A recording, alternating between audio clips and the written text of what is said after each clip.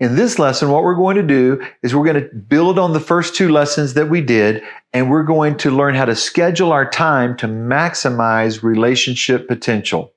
Now, I know there are lots of people in lots of places in the world that pride themselves on being busy. I grew up in the United States. I get that. We think if we're busy, we're productive, but that's not always true, is it? And there are so many resources out there from a secular viewpoint that will tell us how we prioritize this and make a checklist over here and make sure we do all these different things. And those resources are out there. But I want to talk to you from a spiritual viewpoint. You know, I heard it said one time that a great purpose makes a great alarm clock.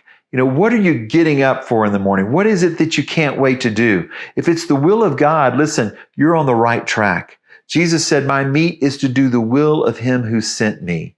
And that should be ours too. Whatever it is God wants, I'm eager to get up and do. He also said, if you love me, you'll show me that through obeying my commands. So anytime I read my Bible now, I'm looking for something to obey, something to do. So get filled with the purposes of God. Get filled up with the mission that God has for us to really be people of influence in this world and have that impact that ultimate impact is all about. So from a spiritual viewpoint, what do we need to be considering as we figure out our schedules every day? Well, remember, it's all about relationships. Relationship with God first, relationship with the church body next, and then relationship with the lost people to help bring them to him. So if we can keep that upward, inward, and outward mentality going, we will know how to schedule our time. Now, I can't give you your specifics for every little thing you should do every day, but these are the principles we need to be considering. First of all, having some intentional time with God. Now, I used to be a night person. I'm a morning person now, but for the first, 35 or so years of my life, I was a night person. And I used to argue with people who would say, oh yeah, it's best to have your quiet time in the morning. I'd be like, well, I'm barely awake in the morning. I need to have mine at night when I'm really wired and ready to go.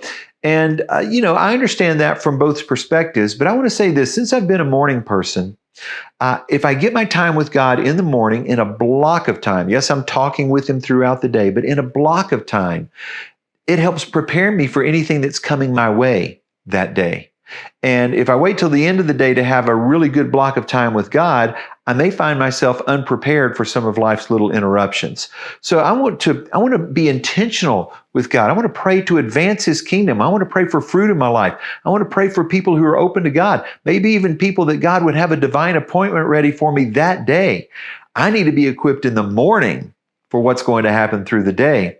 So that's one of the ways that we want to prioritize, spiritually speaking, how we order our day. Put God first, even in the time of day that you give to him.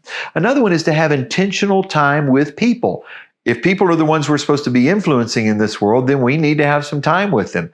Now, some of your jobs that you have, maybe you're in a cubicle or you're by yourself or you're working from home and you're not around people that much. Other people, you're around people because of your job all day, every day.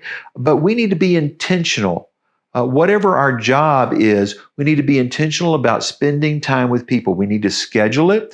We need to be praying about who's open, who we can plant seeds with, who can share our testimony with, who we can share the gospel with. And so that's why we have our high five list, and we'll do a whole other lesson on that. But that's the 5 people that you believe are most open to a spiritual conversation that you're praying for every day and then looking to schedule time with to see if they're as open as you hope they are.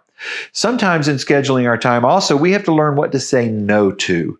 Intentionally saying no to fruitless deeds, these time wasters, these things that can eat up our time. Anyone who has social media has probably dealt with the temptation and lost to the temptation of scrolling. And the next thing you know, 10, 20, 30 minutes, maybe an hour has passed by and you're like, where did the hour go? Listen, being intentional about our schedule, keeping God first, keeping those kingdom priorities, watching with the worldview, this is going to help us be more fruitful than anything else we could do. So I encourage you to do that.